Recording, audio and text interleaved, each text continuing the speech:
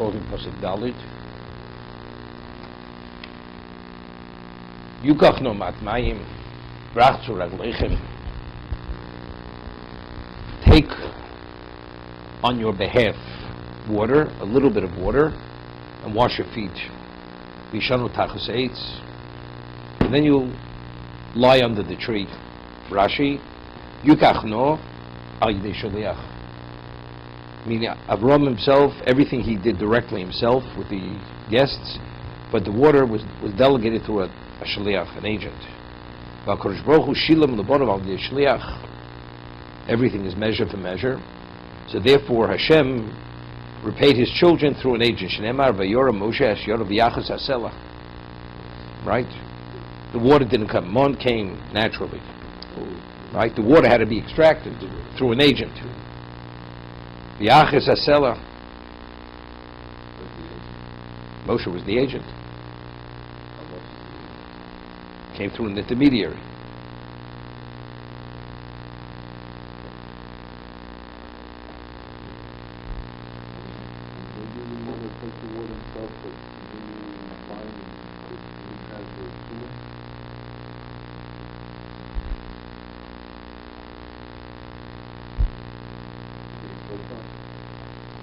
Okay.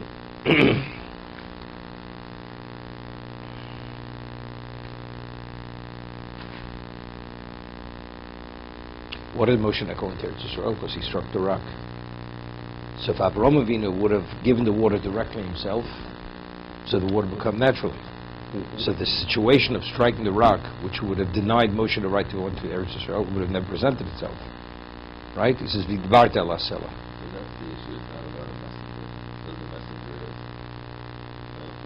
What's wrong with having someone to get water? No, it's not a chet. We're not faulting Abraham for what he did. But whatever you do, everything is measure for measure. You do it yourself, Hashem does it himself. You delegate it, it's me to connect it. What does that have to do with Moshe not being able to the rock? No, because if Moshe, Hashem says, speak to the rock, that's through intermediary. Right. So instead of speaking, he struck. But if the rain would come in a shamayim, come naturally, there's no speaking, he's not involved. He would have never been involved. The context would have presented itself that he should be able to sin. Right?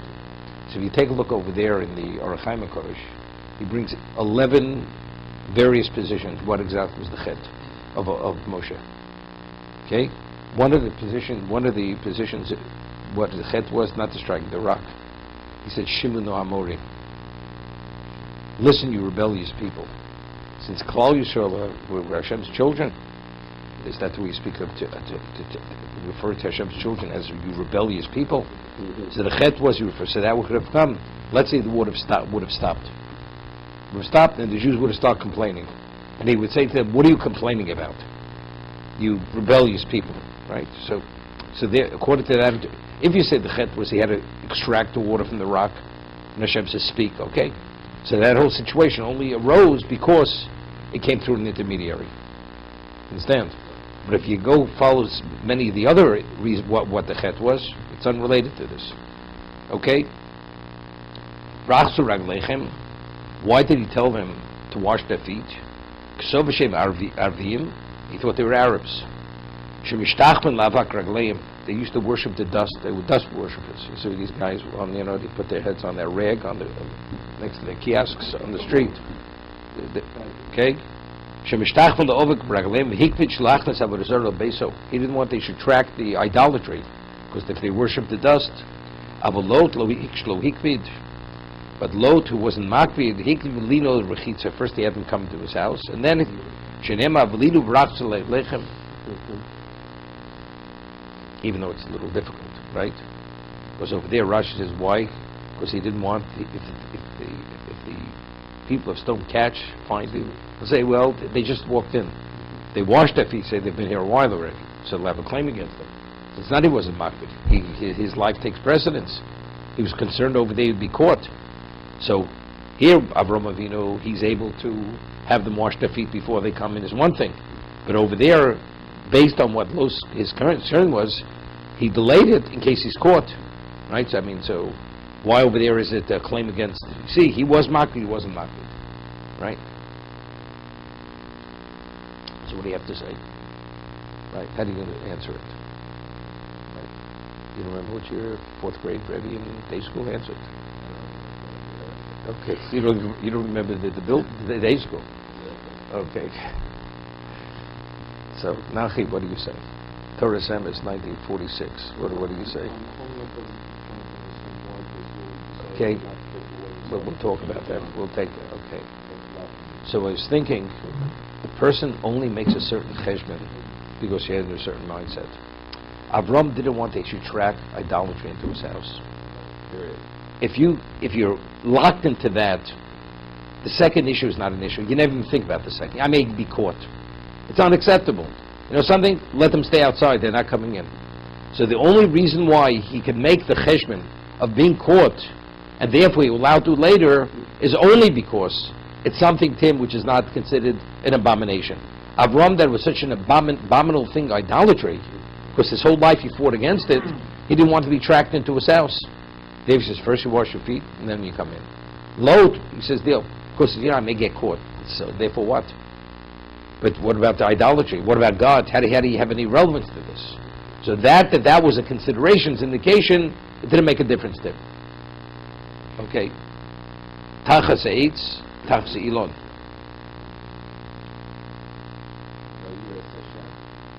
It was worse than no Yiras Hashem. He was an idolater. When he went to Sodom, he gave it all up.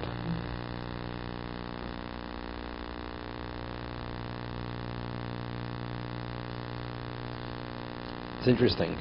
From the connotation of Chazal is he wasn't an idolater. He didn't become a pagan. It says over here, he wasn't. What do you mean he wasn't makbid? He himself became a pagan. When it says Vayisa bikedem, he left Kadmor Shalom. He says, I'm not interested not in Avram and not in his God. Not interested in either of them. If that meant he became a pagan, an idolater, so what do you mean lo hikbid? You understand? The Pope wasn't makbid to go into the Vatican. That's his place. So you tell me lo hikbid, right? It's not something that bothered him. Of course, he's a pagan. So the connotation of his Chazal is that he didn't become a pagan. God's there, I'm here. I'm not interested. I'm not interested in being a religious Jew any longer. I don't want to bother with that. I have more important things to be occupied with. That's the connotation of lo hikbid. David. No, that's bagels on something. Okay. They speak. That's mitzvahs on Neshama. That's already, it's rote. By rote. You see to what degree how rational it was. He was willing to have his daughters raped. That his guests, his achnos eskorchen, besides the matzah. So I was saying that Lot really was, he was a bad guy, but he wasn't a pagan. He wasn't a Jew. But he did not become a pagan. A pagan he was not. He wasn't a full-fledged card member pagan. He wasn't a pagan. Right. He didn't believe in deities. Right. He said, I don't want to be bothered with the God. I'm not interested in Avram, v'lo Elokov, and his God. I'm not interested in that. I'm a free agent. I don't want to be bothered.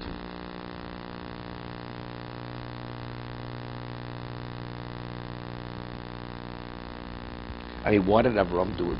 Delegate it to a third party. It's media. It's not a chet. It's media connected media. To Avram, idolatry was so detestable. He wouldn't want anything to do with it. It's like a person comes into your home. He hasn't taken a shower in about 3 years, and he reeks so bad. And you have a shower out back in the backyard. Because when they did construction, they didn't take away the Johnny on the spot. You understand? So you say to the guy, he says, by the way, there's a shower outside. You take the towel, you don't want to go near the guy. You understand? That's the degree, that's how we abhorred idolatry. It was such he wanted anything to do with it. He says that you want, so-and-so will give you water, he'll take care of you. Afterwards you come in. So it sounds like the media is really powerful. No, connected media is a reality. Hashem rewards the way things are done, that's the way he rewards. So factually it was done through an intermediary. So therefore, the water comes through an intermediary. It's not because it was a shortcoming in his hachnos orphan. Had nothing to do with that. We're going to have an intermediary Everything is done the way God created the world. Everything is meter connected. The way you do it, that's the way He does it. The measure you measure, Hashem measures it out in the same measure. What you measure. The midah the bodi modin lo. The words of Chazal. I'm just troubled that this is such a dedication by Abraham, such that his Baruch why even have that intermediary that Moshe would have that opportunity to say? Has nothing to do with it. Why have it more of a positive intermediary? Moshe Rabbeinu didn't have to strike the rock. You could have spoken to the rock. That was Moshe's choice. He failed because he became upset. Okay, let's see the morale. What's it called? They advertise now. What's it called? Something factor. It clears your mind. These pills. Some of the guys have to take these pills before they come here in the morning to get the fog out of their heads. Okay. Used to be thinkable. Something factor. I know radio stations also do that.